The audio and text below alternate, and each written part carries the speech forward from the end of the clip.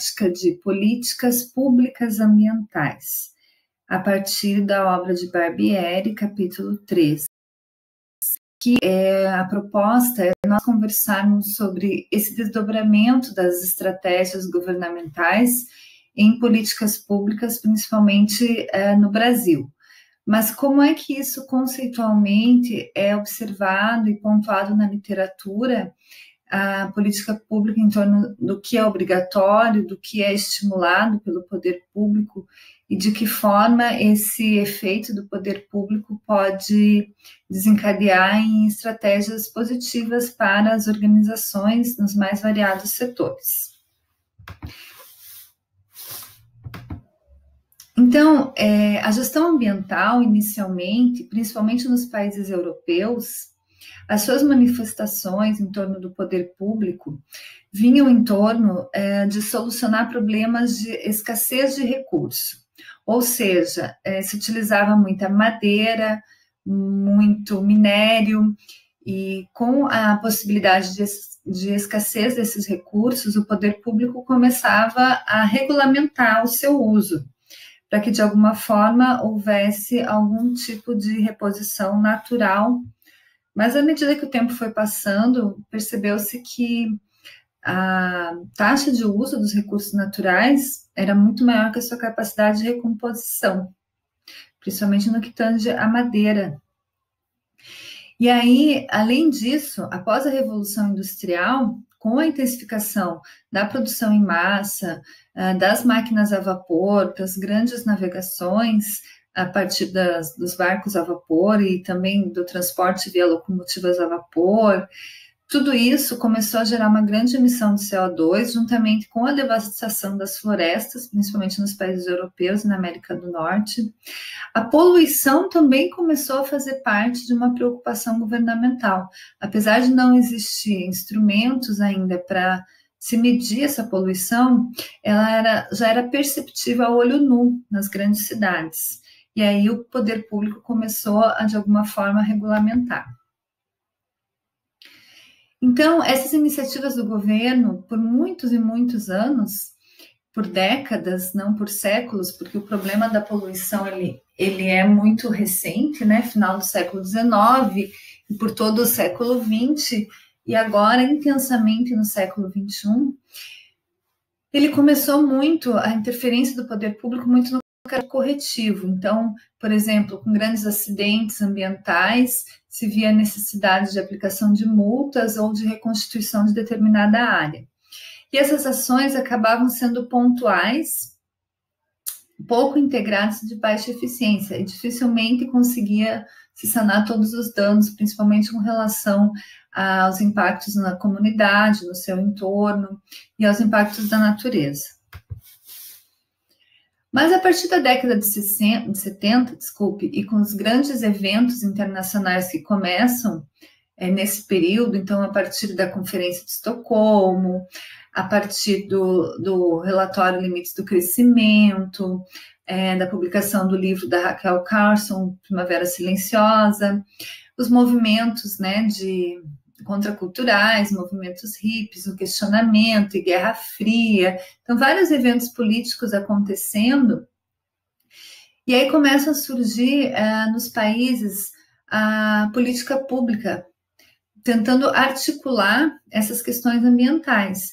Igualmente no Brasil também, essa articulação mais ampla das políticas públicas repete esse cenário internacional.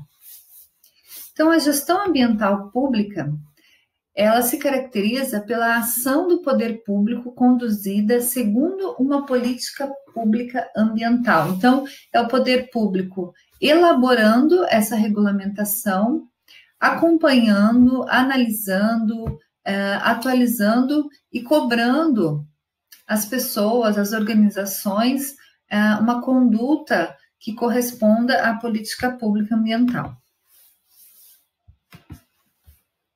Então, ela trata dos objetivos, diretrizes e instrumentos de ação, para que a sociedade produza os efeitos desejáveis sobre o meio ambiente, tanto no aspecto da indústria, quanto no aspecto do consumo dos produtos e serviços desse mercado.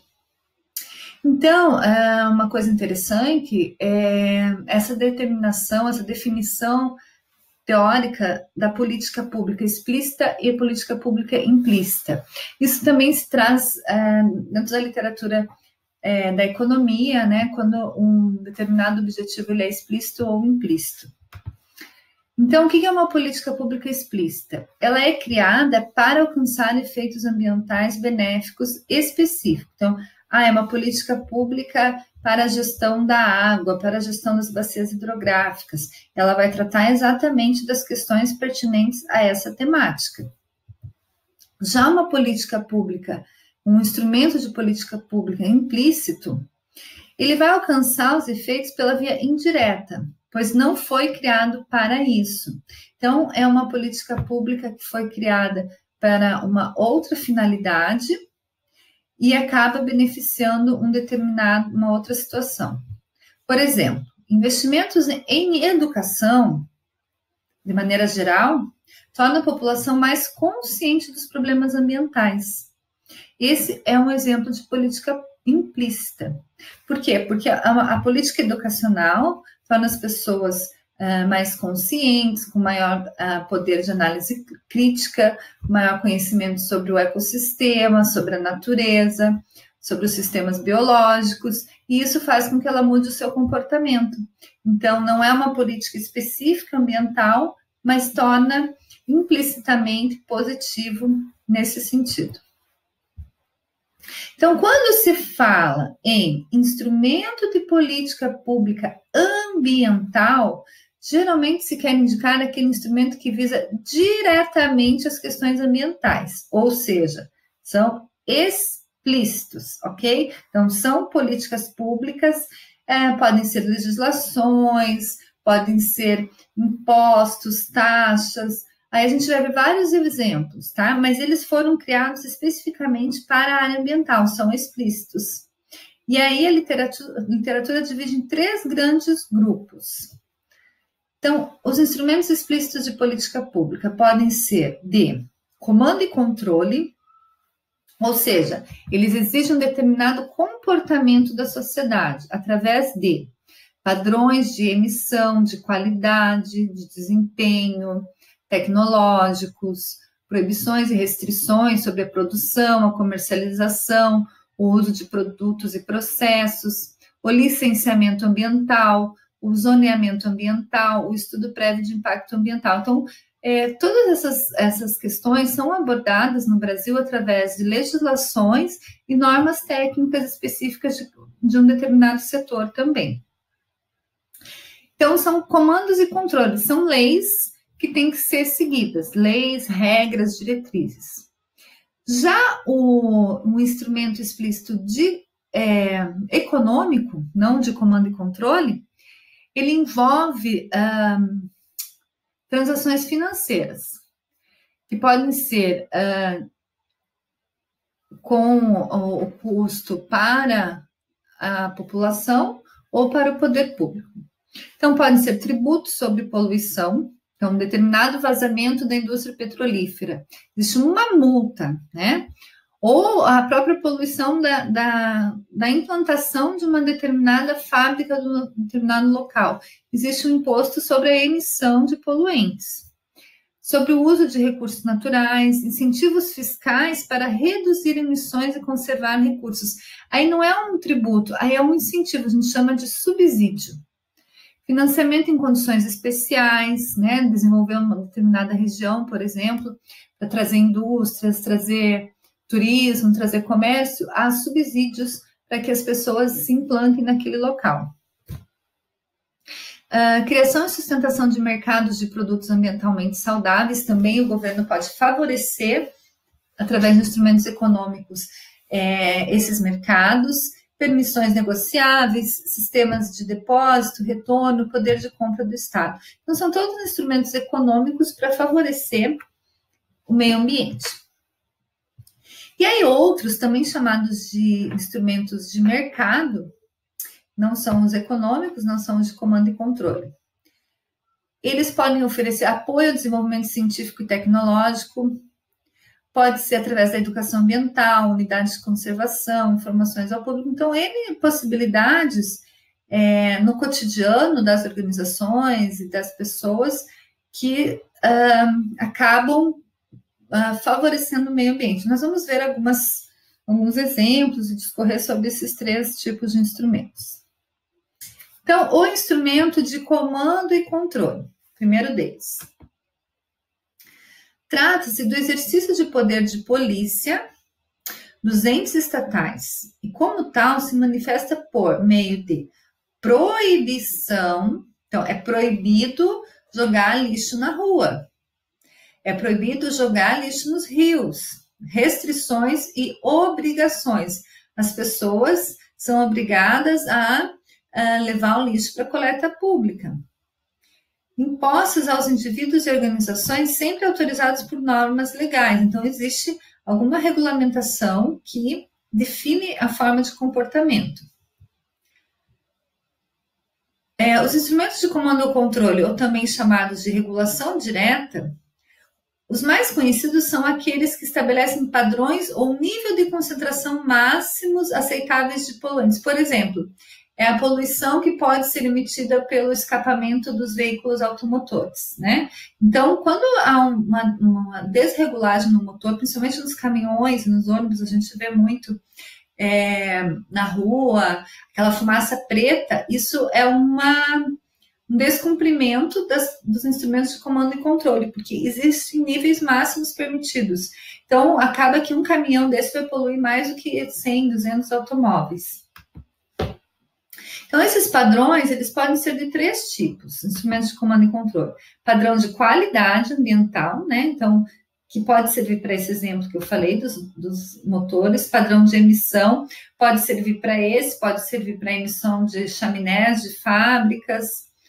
E padrão de estágio tecnológico. Então, uma determinada indústria, por exemplo, na emissão de CFC, que eu comentei na última aula, sobre o protocolo de Montreal, que estabelecia o banimento do CFC no mercado, né, de refrigeradores e aparelhos de ar-condicionado, por exemplo.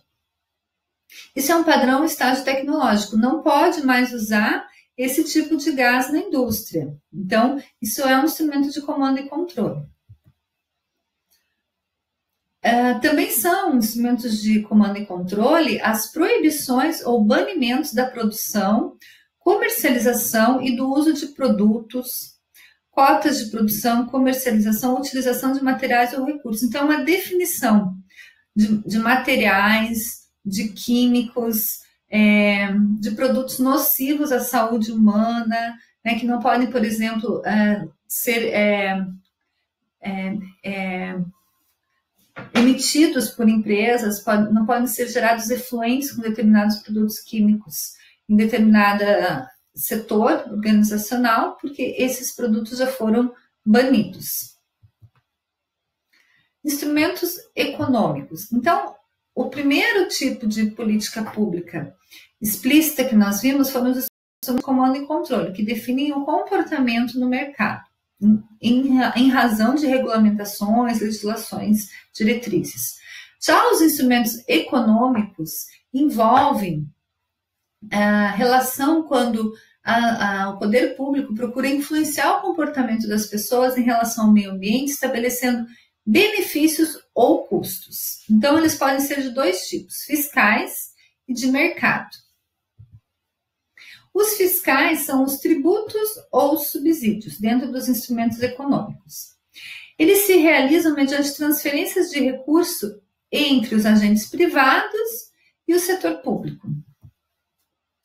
Os fiscais, o primeiro deles que nós vamos tratar, desses instrumentos econômicos fiscais, são os subsídios, que envolve essa troca, né, de receita, mas é do ente estatal para o agente privado. Por quê? Porque o governo, o poder público, vai oferecer subsídios, ou seja, vai diminuir impostos, vai oferecer alguma vantagem em relação a uma determinada área para implantação de empreendimento, porque quer desenvolver, por exemplo, subsídios para o desenvolvimento do setor de energia fotovoltaica, para implantação de painéis solares, ou para implantação de fazendas para o plantio de cana-de-açúcar para a geração de etanol.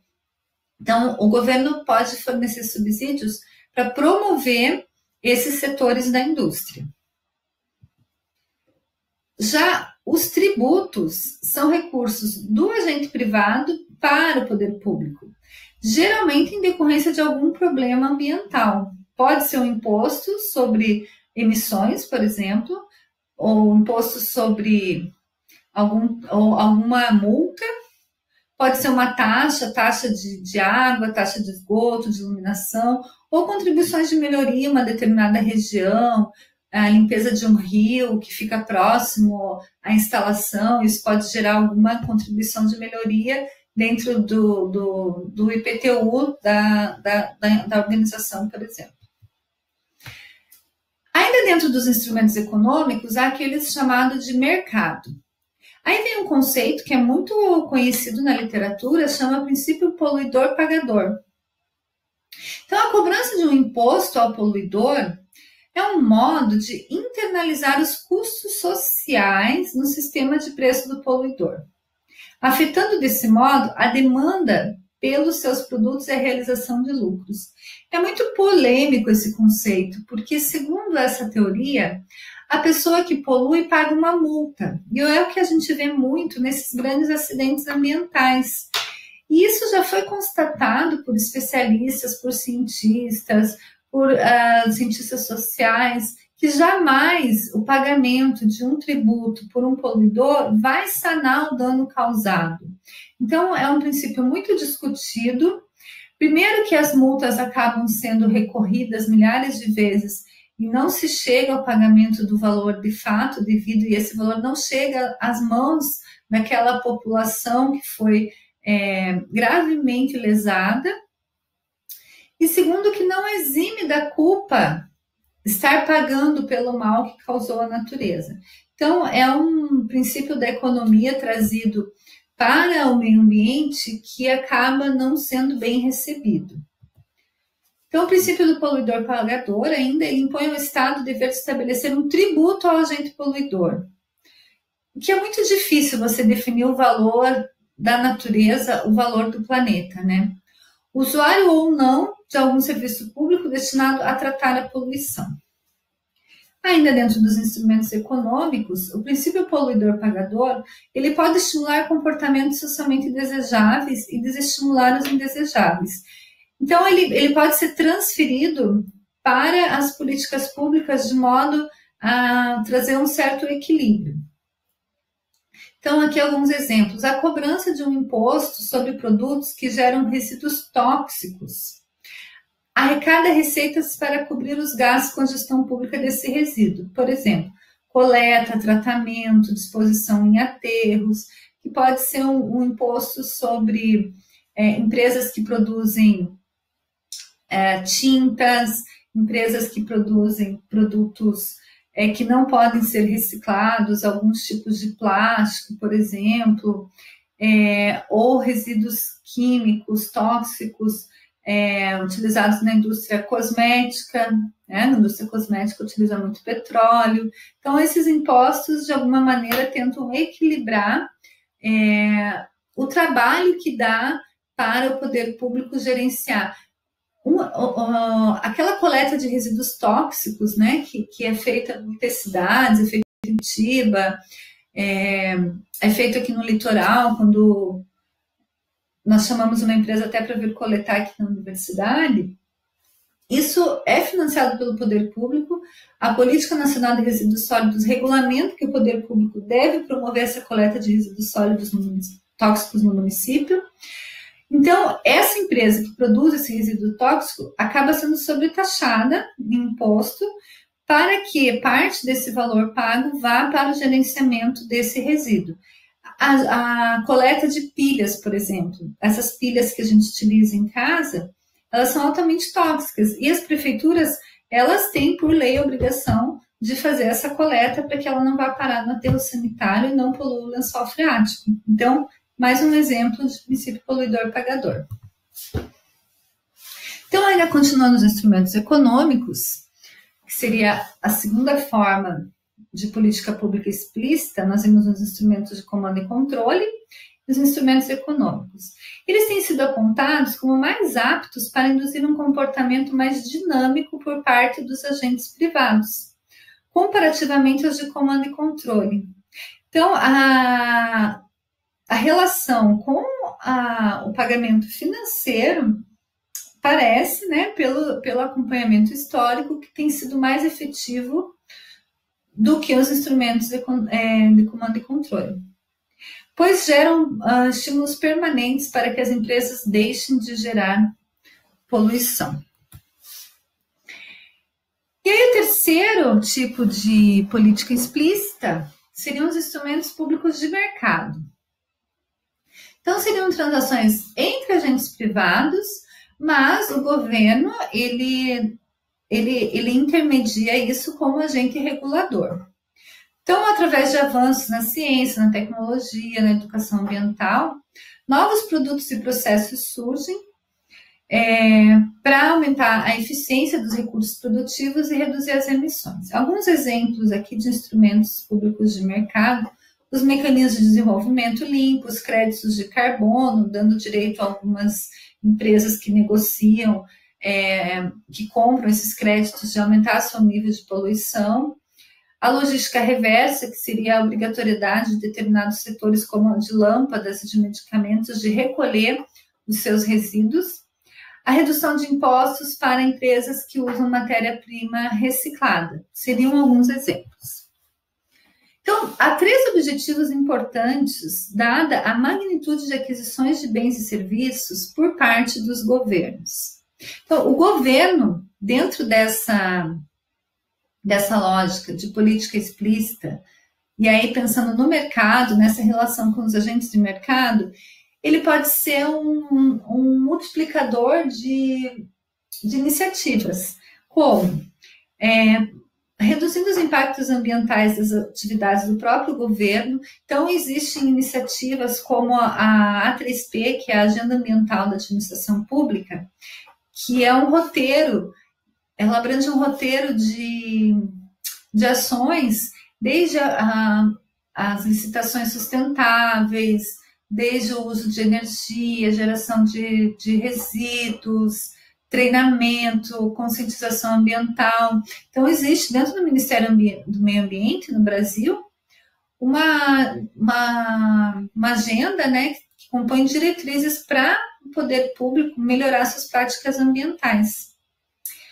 Outro objetivo pode ser estimular a adoção das melhores práticas ambientais por parte das empresas que pretendam contratar com o governo.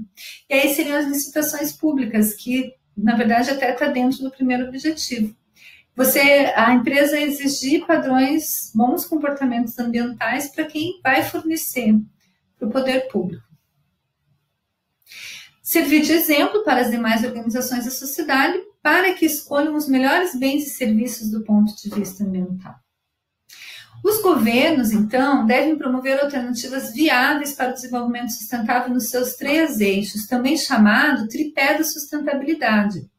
Ou seja, a sustentabilidade ela é atingida através da eficiência econômica, a equidade social e a proteção do meio ambiente.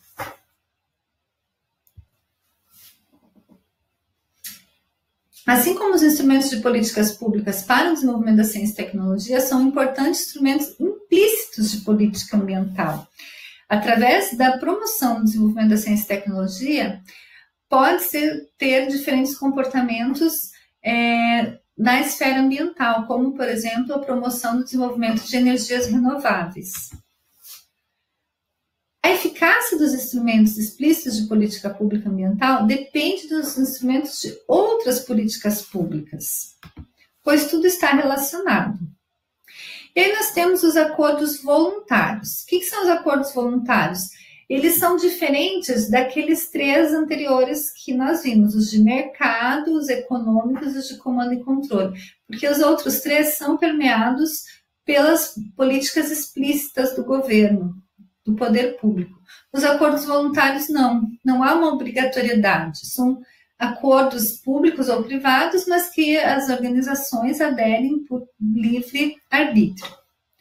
Então, eles podem ser públicos e privados. Os públicos têm duas categorias, de adesão, aí aqui tem exemplos de acordos públicos internacionais, são indicadores que a empresa pode fazer parte e tentar cumprir com essas diretrizes, o Green Light Program, Energy Star e o EMAS.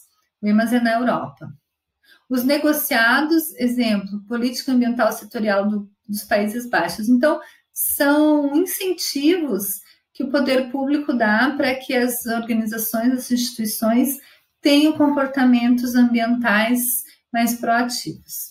E há os acordos privados, são chamados bilaterais, ou seja, quando envolve mais de uma instituição, uma entidade, podem ser os acordos entre uma empresa e seus funcionários e vizinhos para ressarcir danos ambientais, e podem ser unilaterais, ou seja, a empresa sozinha. Então, ela pode ter iniciativas individuais de gestão ambiental, que vão além da obrigatoriedade da legislação, quando ela começa a ter práticas positivas, que ela mesma define e resolve atuar, e as iniciativas coletivas, que podem ser as promovidas por grupos de empresas, entidades empresariais, aí nós vamos ainda dar uma olhada nessas iniciativas aqui nessa disciplina, como a atuação responsável, que é da indústria química, o SEMPRE. Então, as empresas, elas aderem a parâmetros do setor em que ela atua para ter comportamentos ambientais positivos.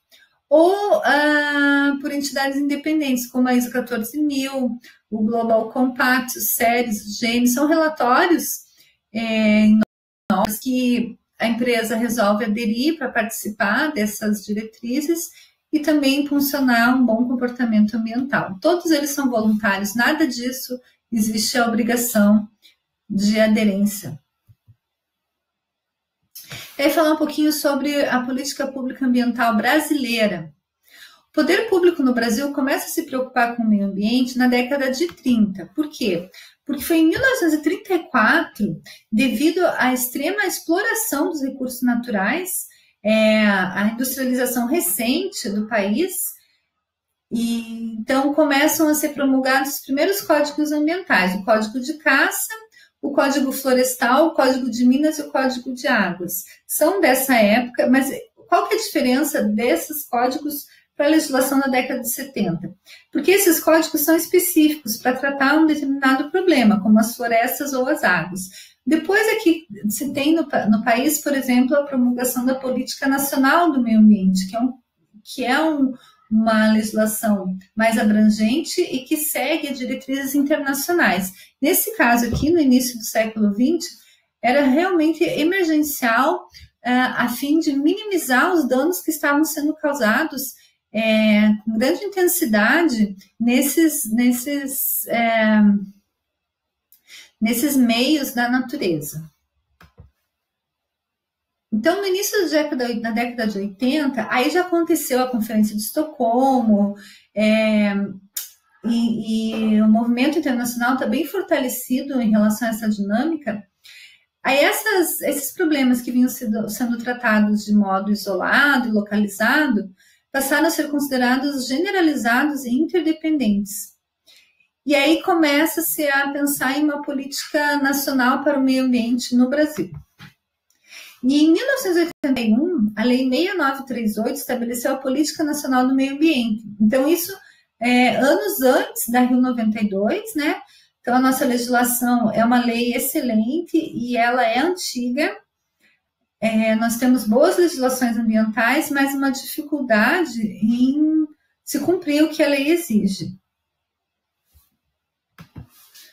Aqui, em 1980, o SISNAMA, que é o Sistema Nacional do Meio Ambiente, instituído por essa lei, a Lei 6938 de 81, e regulamentada pelo Decreto 99274 de 1990, sendo constituído pelos órgãos e entidades da União, nos estados do Distrito Federal, dos municípios e fundações instituídas pelo poder público. Então, o Sistema Nacional do Meio Ambiente passa a ser formado pelo Conselho do Governo, que é o órgão superior, pelo CONAMA, que é o órgão consultivo e deliberativo, o Conselho Nacional do Meio Ambiente, o órgão central, que é o Ministério do Meio Ambiente, o órgão executor, que é o IBAMA, órgãos seccionais, os órgãos e entidades estaduais, órgãos locais, que seriam os municipais, responsáveis pelo controle e fiscalização.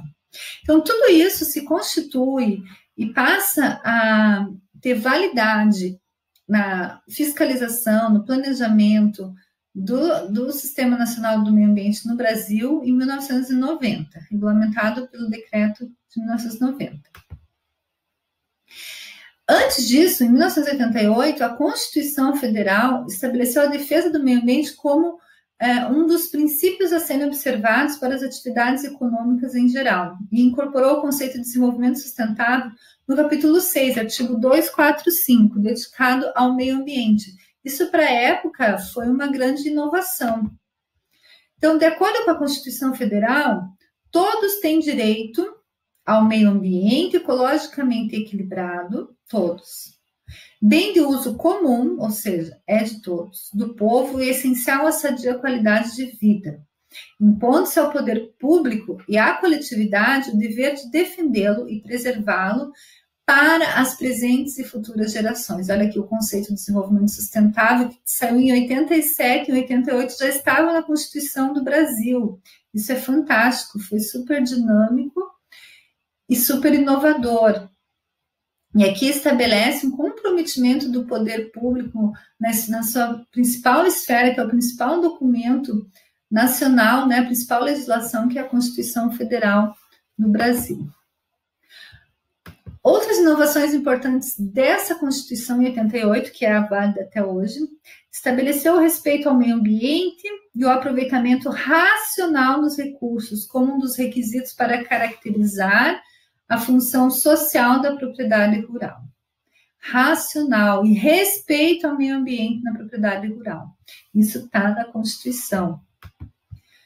Inclui os sítios ecológicos como elementos do patrimônio cultural. Estabeleceu disposições em defesa de grupos vulneráveis, como povos indígenas, garimpeiros, crianças, idosos e deficientes físicos. Parece um texto novo, mas não é. É um texto de 1988, da Constituição da República Federativa do Brasil. E aí nós temos outras iniciativas importantes que eu acho bacana trazer aqui para vocês terem conhecimento e irem a fundo também.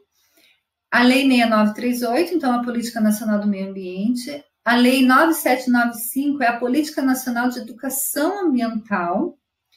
A Resolução CONAMA 275 de 2001, que é o Código de Cores para a Diferenciação de Resíduos e Informações para a Coleta Seletiva. E a Lei 12.305/2010, que traz a Política Nacional de Resíduos Sólidos, que seria a última das grandes leis ambientais do Brasil, que tem como meus principais objetivos fazer a coleta adequada dos resíduos recicláveis, tóxicos, contaminantes, acabar com os lixões no país. Então, é uma legislação de 2010 que tinha um prazo para ser cumprida até 2014, mas nós estamos em 2020 e pouca coisa foi feita até agora, ok? Bom, por hoje era isso. Vocês têm atividades para realizar com base nesse conceito e eu estou à disposição para tirar as dúvidas referentes a esse capítulo. Um abraço e boa semana a todos.